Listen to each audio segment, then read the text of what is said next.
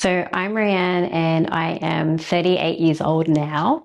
My experience with suicide is quite diverse and complex. I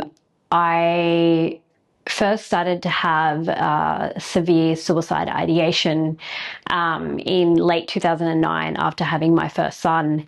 And that was quite intense and traumatic for me, but it intensified when I lost one of my maternal aunts to suicide in June 2010.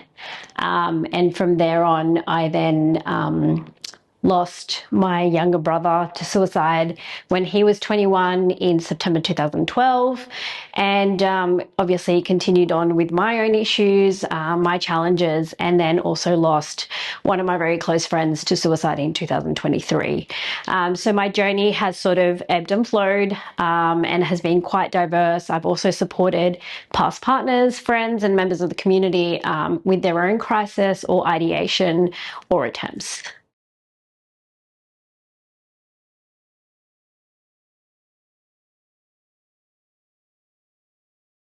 So this question I find interesting because I've been both very blessed and cursed to belong to a number of different communities. And I think one of my biggest key issues for me personally was always feeling like a misfit.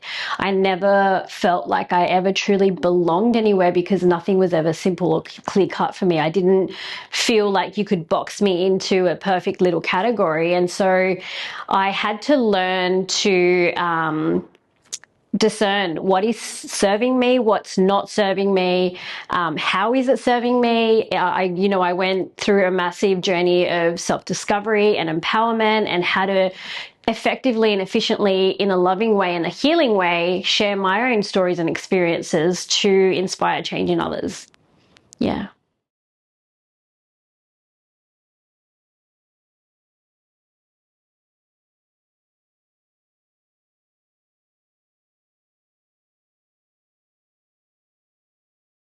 So again, many different communities. Some approaches and beliefs were helpful, some not so helpful. I think for me, the biggest thing that I took away was when I felt like I had a choice. So there were many moments in my life where I felt like I had no sense of autonomy.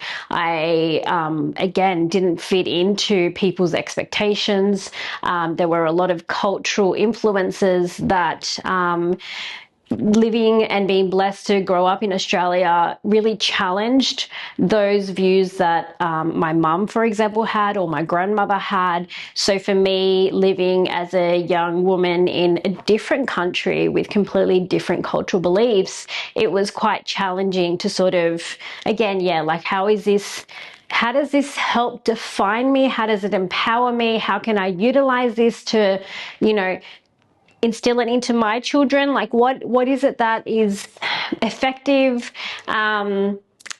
What isn't helpful? So yeah, I think it was really, really like digging deep. And yeah, just knowing who I was.